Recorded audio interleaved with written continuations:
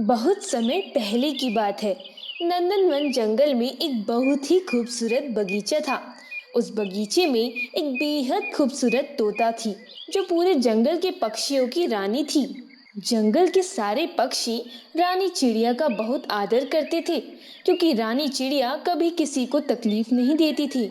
जंगल के सारे पक्षी रानी चिड़िया का बहुत आदर करते थे, क्योंकि रानी चिड़िया कभी किसी को तकलीफ नहीं देती थी, हमेशा से ही बेहतर और सही निर्णय करती थी। रानी चिड़िया इस संसार में अकेली ही थी। उसका एक सेनापति काला कौवा था। एक दिन की बात है। काला कौवा रानी चिड़िया से कहता है, रानी चिड़िया, आप शादी क्यों नहीं कर रही हो? मुझे सारे पक्षियों की रक्षा करनी है। रानी साहिबा, आप अकेले कब तक इस जंगल के पक्षियों की रक्षा करती रहेंगी? आप किसी नेक सुशील आज्ञाकारी चिड़िया से विवाह क्यों नहीं कर लेती हैं? तुम्हारी बात सही है काला कौवा। लगता है अब मुझे विवाह कर लेना चाहिए, क्योंकि आए दिन हमारे इस जंगल में पक्षियों की हत्या कुछ ज्यादा ही बढ़ती जा रही है। ऐसे में अगर इन सारे जंगल के पक्षियों को एक राजा रक्षक मिल जाए, तो कोई इनकी हत्या नहीं कर पाएगा। इसीलिए रानी साहिबा आप विवाह कर लीजिए। ठीक है काला कौवा, तुम जाकर सारे साम्राज्य में इस बात का ऐलान कर दो कि जो कोई रानी चिड़िया से विवाह करना चाहता है, वो फौरन रानी चिड़िया के दरबार में आए। उसके बाद काला कौवा जंगल के बीच में जाता है और सभी पक्षियों के सामने ऐलान करता है, सुना, जो कोई पक्षी रानी साहिबा से विवाह करना चाहता है, वो तुरंत चिड़िया रानी के दरबार में आकर हाजिरी दे। रानी साहिबा अपना वर खुद ढूंढेंगी। सारे पक्षी ये बात सुनकर खुश हो जाते हैं। कुछ समय बाद एक चिड़ा जिसका नाम कुनू था, वो रानी चिड़िया के दरबार में हाजिरी होता है। रानी जी, मेरा नाम कुन्नू है। अगर आप मुझसे विवाह करोगे तो मैं आपका सदैव ही ध्यान रखूंगा, हमेशा आपके पालन का सम्मान करूंगा। अच्छा।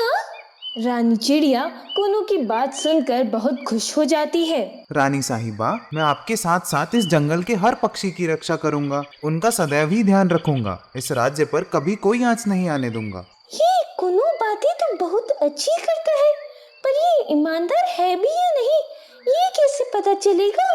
काला कौवा, ये कुनू को हमारे शाही महल में विश्राम करने के लिए लेके जाइए। काला कौवा कुनू चिड़े को बड़ी इज्जत के साथ शाही महल में छोड़ आता है। क्षमा करना रानी साहिबा, आपने उस अनजान कुन्नू को अपने शाही महल में विश्राम करने के लिए क्यों कह दिया? वहाँ तो बहुत सारे सोने की असरफियाँ और हीरे जवाहरात रखे हुए हैं। काला कौवा, इससे हमें ये पता चलेगा कि इस कुन्नू चिड़े में कितनी ईमानदारी है। अगर हमारे महल से एक भी वस्तु चोरी हुई, तो हमें इस बात का पता चल जाएगा कि ये कुन्नू बेईमान है। वाह रानी साहिबा, आपने तो बड़ा ही ऊंचे उपाय निकाला है। कुन्नू काफी समय से उस राजमहल में विश्राम कर रहा था। तभी रानी चिड़िया कालू कौवे से कहती है, अब मुझे ही कुछ करना होगा। अगर वो कुन्नू ईमानदार निकला तो रानी चिड़िया से उसका विवाह हो जाएगा। काला कौवा, अब जाओ और जाकर उस कुन्नू चिड़ी को हमारे दरबार में ले आओ। और ये कतई नहीं चाहता हूँ मैं, क्योंकि मुझे ही रानी चिड़िया से विवाह करना है और मैं पूरे साम्राज्य पे राज करूंगा। काला कौवा इतना दुष्ट पक्षी था, ये रानी चिड़िया को बिल्कुल भी पता नहीं था। काला कौवा राजमहल जाता है, फिर वहां से कुन्नू को बाहर निकालता है और अंदर जाकर कुछ हीरे और सोनों की अशर्फियां चुरा लेता है। तभी एक माल का सेवक सेवलाल काले कौवे को चोरी करते हुए देख लेता है, तो डरते हुए काले कौवे से कहता है, काले कौवे जी, आप ये क्या कर रहे हो? रानी चिड़िया के महल में चोरी कर रहे हो। अगर रानी चिड़िया को इस बात का पता चला कि आप उनके साथ इतना बुरा व्यवहार कर रहे हो, तो उन्हें बहुत तकलीफ होगी। सेवालाल, ये सारी अशर्फिया और हीरे तुम रख लो, पर रानी साहिबा से इस बात का जिक्र मत करना, वरना मैं तुम्हें जान से मार दूंगा। सेवलाल डर के मारे सारी अशर्फियां और हीरे लेकर अपनी जुबान चुप रखता है और किसी को इस बात के बारे में नहीं बताता है। अच्छा कुन्नू, अब तुम यहाँ से जाओ, हम तुम्हें बाद में बुलाएंगे। कुन्नू कालू रानी चिड़िया की बात सुनकर वहां से चला जाता है। काला कौवा, अब हमारे महल में जाकर देखो, कहीं कोई चीज वहां से गायब तो नहीं हुई। काला कौवा वहीं इधर उधर घूमकर वापस रानी साहिबा के पास आ जाता है। क्या हुआ कालू, हमारे महल में हर चीज सुरक्षित तो है ना? नहीं रानी साहिबा, आपके महल से कुछ सरफिया और हीरे चोरी हो गए हैं और हमें इस बात की पूरी खबर है कि ये सब कूनी चिड़िया ने ही चुराया है। उस बेईमान कुनु चिड़ी को अभी ले जाकर काल कोठरी में बंद कर दो। कुनु चिड़ी को काल कोठरी में बंद कर दिया जाता है, जबकि चोरी काला कौवा ने की थी, पर इल्जाम बेचारे कुनु चिड़ी पर आ जाता है। यूं ही कई दिन बीत जाते हैं।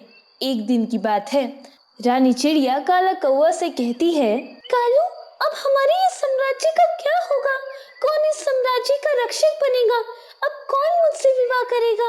अगर आपको बुरा न लगे तो एक मैं बात आपसे कहूँ। हाँ बोलो कालू, क्या बात करनी है?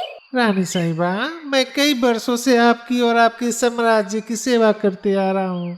क्यों ना आप मुझसे विवाह कर लें, ताकि हम दोनों मिलकर इस पूरे जंगल की पक्षी की रक्षा करेंगे। काला कौवा, मुझे थोड़ा सोचने का समय चाहिए। कौन है वो खुशनसीब रानी साहिबा जिससे आपका विवाह होने वाला है? वैसे काला कौवा की बात सही है। काला कौवा बरसों से मेरा सेनापति बना हुआ है और उसे इस साम्राज्य की पूरी खबर है। मुझे लगता है कि मुझे काला कौवा से ही विवाह कर लेना चाहिए। रानी चिड़िया सभी पक्षियों को अपने दरबार में बुलाती है। उनके सामने एक ऐलान करती है, मेरी जंगल की प्यारी पक्षियों, मैंने ये तय कर लिया है कि मेरा विवाह किसके साथ होगा।